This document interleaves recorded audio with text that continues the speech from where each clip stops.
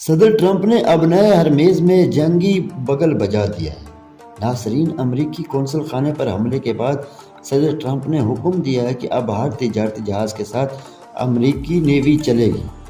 جناب H news کی report کے مطابق ٹرمپ نے نہ تو صرف فوجی تحفظ بلکہ تمام ایلز ٹینکرز کو امریکی مالیاتی اداروں کے ذریعے انشورنس اور گارنٹی دینے کا بھی اعلان کر دیا ہے۔ اس اقدام کا مقصد خلیج میں تجارتی سرگرمیوں کو بچانا ہے، لیکن ماہرین اسے ایران کے خلاف براہ راست فوجی کارروائی کی تیاری قرار دے رہے ہیں۔ کیا یہ سمندری محاذ عالمی جنگ کا نقطہ آغاز بنے گا؟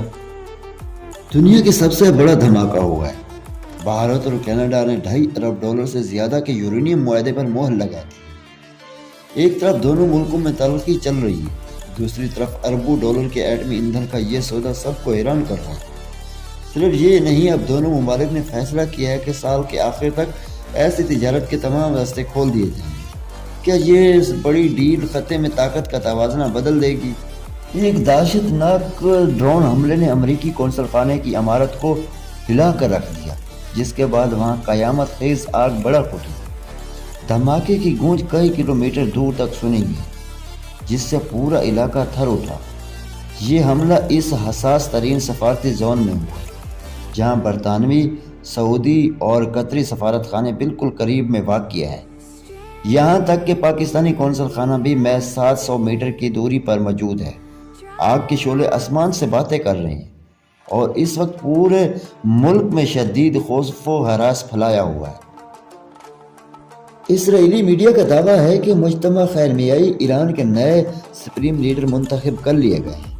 اسمبلی آف ایکسپرٹ نے یہ بڑا فیصلہ کر لیا ہے کہ تاہم ایرانی حکام کی جانب سے تحدید کا انتظار ہے۔ تہران میں آیت اللہ خامنئی کی تعزیتی اجتماعات کا آغاز ہو چکا ہے، جس کے بعد ان کی تدفین مشہود میں کی جائے گی۔ عالمی ماہرین نے اسے مشرق وسطیٰ میں طاقت کے توازن کی بڑی تبدیلی قرار دے رہے ہیں۔ ایرانی وزیر دفاع نے گرجتے ہوئے اعلان کیا ہے کہ وہ ایک طویل اور بھیانک جنگ کے لیے مکمل تیار ہے۔ ترجمان بریگیڈیئر رضا طلائی نے دشمن کو لہراتے ہوئے کہا ہے کہ اب تو ہم نے اپنے اصلی اور مہلک ترین ہتھیار نکالے ہی نہیں۔ دشمن اس غلط فہمی میں نہ رہے کہ ایرانی طاقت کمزور پڑ گئی ہے، کیونکہ اب جنگ کا نقشہ بدلنے والا ہے۔ ایران کی اس کھلی دھمکی نے پوری دنیا کے دفاعی ایوانوں میں کھلبلی مچا دی۔ وزیر اعظم شہباز شریف کا بڑا فیصلہ، اب پاکستان بنے گا کیش لیس اکنومی۔